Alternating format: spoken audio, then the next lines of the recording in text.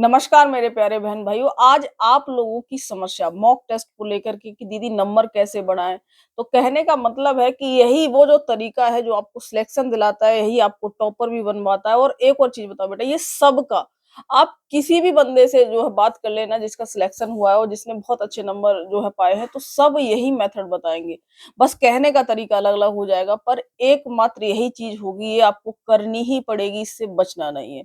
तो mock test में number बढ़ाने का एकमात्र तरीका होता है कि मॉक टेस्ट का एनालिसिस करना। इसी एनालिसिस को आज मैं आप लोगों को बहुत डिटेल में बहुत अच्छे से बताऊं, ताकि आपके दिमाग में हर चीज बहुत क्लियर हो जाए और आप इजीली उस चीज को कर पाए।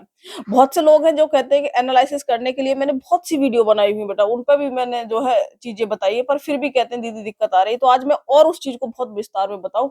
बस आप ध्यान से पूरा वीडियो देखना और इसमें जो बताई गई चीजें हैं उन्हें नोट कर लेना। आप अभी कॉपी पेन लेकर के ऐसे ही मत देखा करो वीडियो।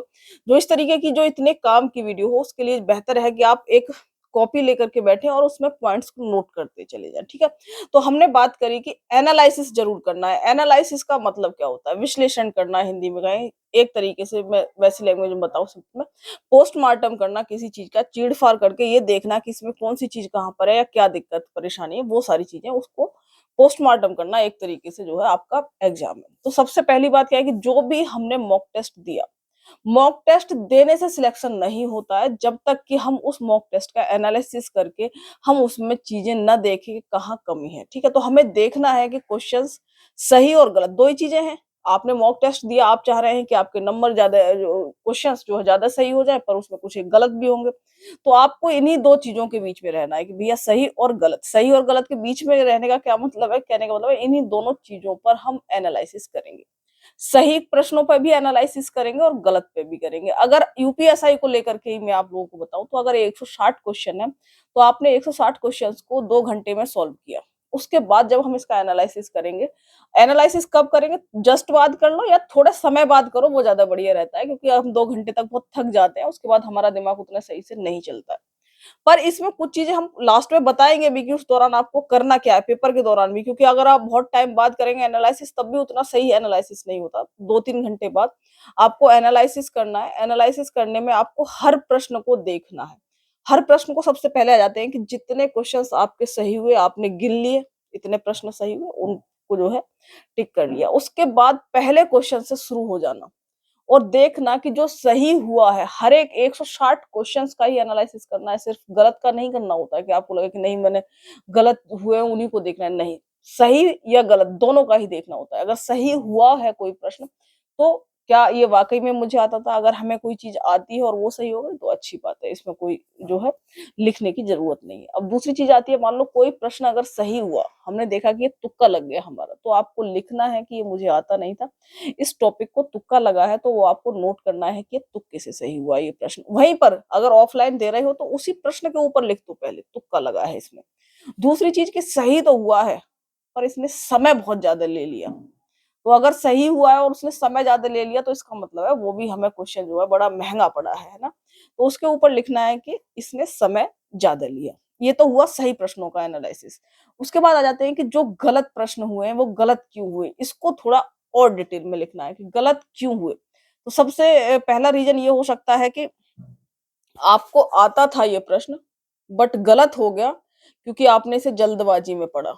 आप इसका सही अर्थ नहीं समझ पाए, तो आपको लिख देना है कि इसे जल्दबाजी में मैंने गलत समझ लिया। दूसरा रीजन हो सकता है, मोस्टली हिंदी और के प्रश्नों में होता है कि आप उसने नहीं कहा था, आपने हाँ पढ़ लिया, या फिर कोई शब्द उसने पर्यायवाची पूछा था, आपने विलोम बता दिया उसका, जल्दबाजी में आपने उसको गलत पढ़ा और इसमें हाँ या नहीं का लोप रहा, तो आपको वो भी लिख देना है कि इसमें ये गलत। या कई बार होगा कि जैसे कोई ऑप्शन था, आपने ऑप्शन में जो है कुछ मिस्टेक्स नहीं। अब दूसरे तरीके के गलत प्रश्न कौन से होंगे कि हमें आता ही नहीं था और मैंने कोशिश करी कि इस तरीके का मैंने पढ़ा हुआ है वो लगा दिया, तो उन पे भी लिखना है कि ये मुझे आता ही नहीं था। दूसरी चीज कि भैया कोई जो टॉपिक है मैंने बहुत टाइम पहले पढ़ा था, ये प्रश्न मुझे आता तो था पर बहुत क्लैरिटी नहीं आई क्योंकि इसका रिवीजन नहीं किया था, तो हमें लिख देना है कि ये रिवीजन की कमी से जो है प्रश्न हमारा गलत हुआ।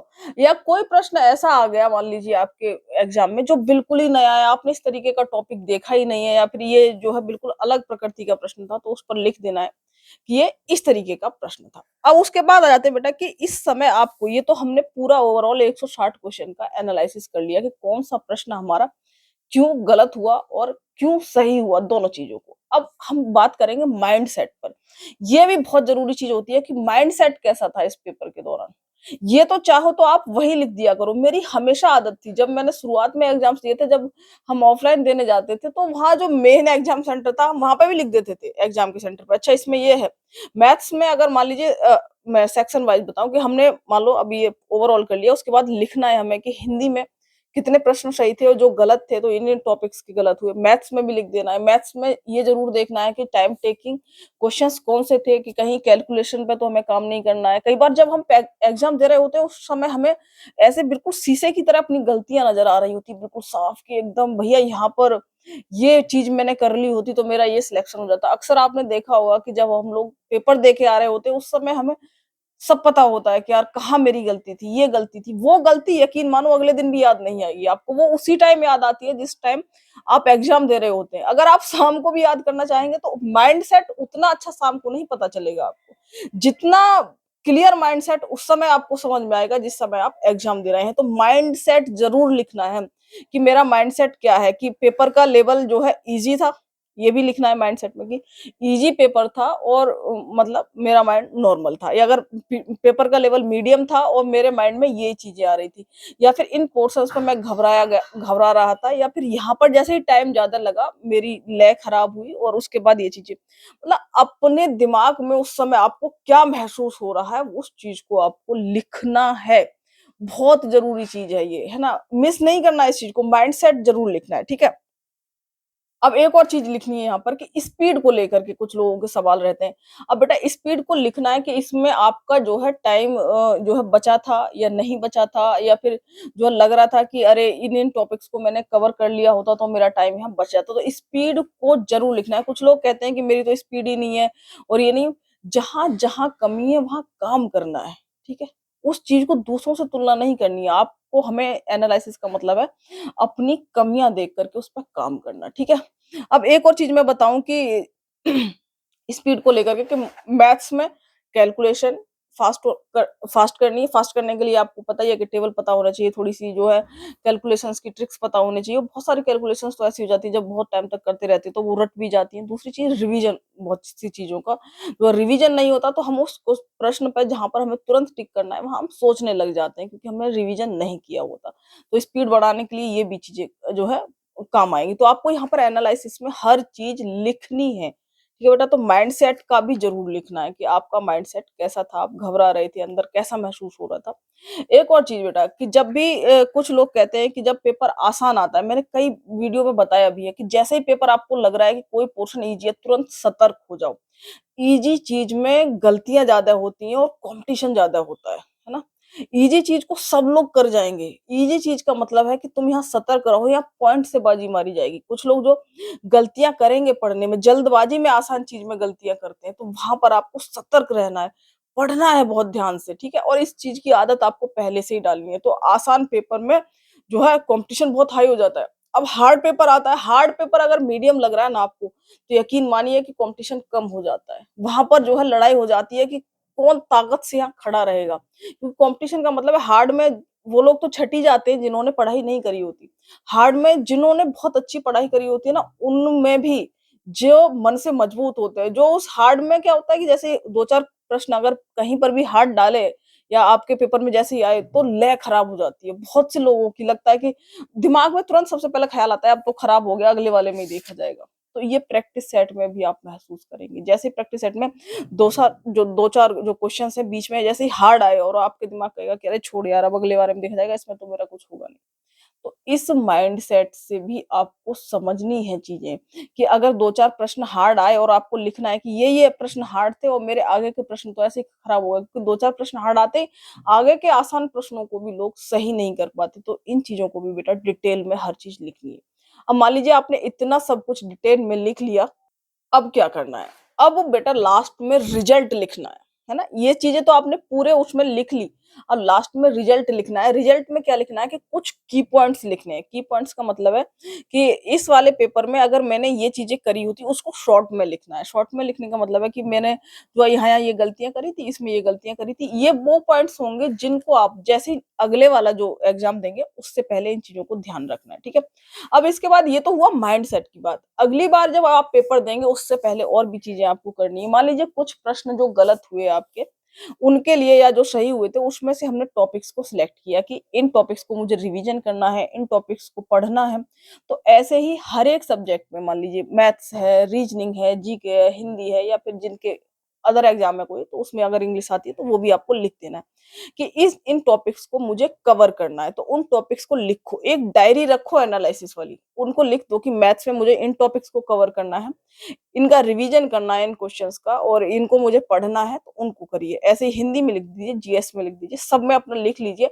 और अगला मॉक देने से पहले एनालिसिस करने से ही काम नहीं चलेगा। उस एनालिसिस को करने के बाद आपको देखना है कि इन इन टॉपिक्स पे मुझे काम करना है, तो उन पे काम करने के बाद ही अगला मॉक टेस्ट दीजिए।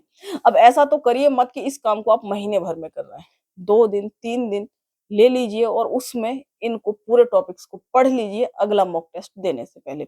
अब यहाँ पर आता है कि कुछ लोगों का अगर कोई पर्टिकुलर सब्जेक्ट खराब है, खासकर जीएस को लेकर के दिक्कत आती है, मैथ्स को लेकर के दिक्कत आती है, या किसी को हिंदी में दिक्कत है या रीजनिंग में, तो आपको उसके लिए अलग से कॉपी बना लेनी है। अलग से कॉपी में मान लीजिए जीएस का आपने जो जो चीजें हैं, आपको लगता है ये टॉपिक्स थे मेरे, ये तो मैं पढ़ लेता हूँ, इस पर्टिकुलर टॉपिक से प्रश्न आते हैं बट हर बार जो है गलत हो जाते हैं, तो आपको उस टॉपिक को पूरा पढ़ देना। मान लो खेल से संबंधित कोई प्रश्न है, कोई नदियों का प्रश्न है, या फिर कोई किसी गांधी युग से कोई प्रश्न आ रहा है हिस्ट्री में, तो आपको उनको लिख देना है और उन टॉपिक्स को कंप्लीट करना है और इसकी अलग से कॉपी बनानी है। और मैथ्स के लिए भी यही करना है। आपको मैथ्स की एक कॉपी बनानी है जिसमें आपने जितने भी मॉक टेस्ट लगाए हैं उनमें जो प्रश्न है उन प्रश्नों को बार बार रिवीजन करना है और उस तरीके के टॉपिक्स को बार बार कंप्लीट करना है, ठीक है। तो इसकी अलग से कॉपी जरूर बना लेना। जो सा सब्जेक्ट जो है कमजोर लग रहा है आपको, या जो लग रहा है कि हाँ मुझे इन चीजों पर काम करना है या ये नोट करनी है, तो हर एक प्रैक्टिस सेट की अलग से कॉपी बना लेना और उसमें नोट भी कर लेना और उन क्वेश्चंस की बार बार प्रैक्टिस करना। अब सबसे इंपॉर्टेंट चीज यहाँ पर आती है कि जैसे ही आप प्रैक्टिस सेट करेंगे और मॉक टेस्ट का एनालिसिस करेंगे, प्रैक्टिस सेट का मतलब यहाँ मॉक टेस्ट ही है, मतलब कंप्लीट पेपर की तरह जो होता है ना, तो आपको करना क्या है उसके बाद, आपको बेटा सबसे जरूरी चीज है कि दूसरों से तुलना नहीं करनी है, घबराना नहीं है। आपको एकदम से सब कुछ सही करने के चक्कर में नहीं पड़ना है। मान लीजिए आपके अभी 100 क्वेश्चंस हैं या 90 क्वेश्चंस आ रहे हैं और आपको पहुंचना है कि मुझे 130 से ज्यादा पहुंचना है, 140 तक पहुंचना है, तो आपको दूसरों से तुलना नहीं करनी और जल्दबाजी नहीं करनी है। अपने दिमाग में फिक्स कर लेना है कि कम से कम 8 प्रैक्टिस सेट मैं करूंगा, उसके बाद ही जो है वो सोचूंगा, या उसके बाद ही एकदम हथियार डालूंगा। जैसे ही आप 8 प्रैक्टिस सेट, यानी वीक में अगर 2 प्रैक्टिस सेट लगा रहे हैं तो 1 महीने का जो है समय लगेगा आपको। और अभी मेरे ख्याल से आपके एग्जाम में 60 दिन मान लीजिए, मैंने मान ली 60-65 दिन तो है इजीली, तो आपको जो है कि कम मान लेते हैं क्योंकि बीच में एक आधा दिन खराब भी हो जाते हैं, तो आपके पास इतना समय है तो 1 महीने में आप लगभग 8 प्रैक्टिस सेट दे पाएंगे, है ना। 1 हफ्ते में अगर 2 दे रहे हैं तो आप इस दौरान बस इस चीज पे काम करिए, है ना। हर रोज एक प्रैक्टिस सेट दे करके पूरा दुख में वो मत रहिए पूरे दिन कि अरे ये हो गया मेरा तो पता नहीं कैसे बढ़ेगा, दूसरों के तो इतने आ रहे हैं उतने आ रहे हैं ना, इस चक्कर में नहीं पड़ना है। आपको डेली इस पर काम करना है। जैसे ही दिमाग जाए कि हाँ बाद में पहले ये टॉपिक कंप्लीट कर लूं, तो आपको तुरंत रिजल्ट के चक्कर में नहीं पड़ना है, क्योंकि नंबर धीरे धीरे ही बढ़ते हैं, नंबर एकदम से नहीं बढ़ेंगे, ठीक है। तो अगर आपके बहुत कम नंबर आ रहे हैं तो सिलेबस जैसे ही आप कंप्लीट करेंगे जल्दी बढ़ जाएंगे, पर जैसे ही नंबर एक जगह स्टक हो जाए यानी अटक जाए तो फिर वहां से धीरे धीरे ही बढ़ेंगे। और नंबर बढ़ाने का तरीका यही है और इसी तरीके पे आपको काम करना है। अगर आप चिल्लाते रहेंगे, परेशान रहेंगे और ये चीज नहीं करेंगे तो लिख करके ले लो बेटा, सिलेक्शन नहीं होगा। अगर कोई बिल्कुल ही दिव्य शक्ति आ गई उस दिन आपके सारे तुक्के चले गए तो वो अलग बात है। बाकी हर बंदे को इस प्रोसेस से गुजरना ही पड़ता है। जिनके सिलेक्शंस नहीं होते या फिर मेरे जानने में भी कई लोग हैं वो इस चीज को करने से घबराते हैं, क्योंकि ये करना थोड़ा नहीं बहुत मुश्किल काम होता है ना। जिस चीज को मैंने अभी आपको बताया इसे करने से ही दिमाग घबराता है, क्योंकि ये बहुत ही बोरिंग सा काम हो जाता है और थोड़ा टफ हो जाता है, यानी दिमाग को इसमें गुदगुदापन महसूस नहीं होता है। प्योरली ये काम होता है जिगरे वाला कि भैया दम चाहिए इस चीज को करने के लिए, दिमाग आपका छटपटाएगा, क्योंकि दिमाग को इसमें कुछ वो नहीं है, क्योंकि दिमाग के अकॉर्डिंग तो ये बड़ा ही अलग किस्म का काम हो जाता है, जिसपे उसे बहुत जोर पड़ता है, उसे सोचना पड़ता है।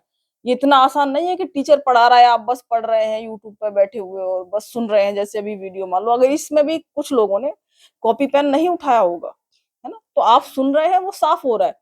इसी जगह जिन लोगों ने, यकीन मानिए, अगर कॉपी पेन शुरुआत में उठाकर अगर नोट्स बनाए तो लिख कर ले लो, उनका परिवर्तन बहुत जबरदस्त हो। और अगर तुमने नहीं उठाया तो अब दोबारा से देख लो और उठा लो और लिख लो हर चीज को, ठीक है, लिख लो। मतलब पढ़ने के साथ साथ ना, ये जो मोबाइल वाला जो नीरस दुनिया है, इसके साथ साथ ना हाथ पांव थोड़ा चलाना शुरू कर दो, है ना। जो भी चीजें लिख दो उसे लिखते रहो, लिखते रहो, है ना। इन उंगलियों में जो है यहाँ पर वो पिचक जानी चाहिए बिल्कुल तुम्हारी, लिखते रहो बस, ठीक है। फिर देखो कमाल, ठीक है। तो अगर फिर भी कोई दिक्कत परेशानी है तो बेटा फिर से बताना, मैं जितनी हो सके आप लोगों की हेल्प करूं। जय हिंद।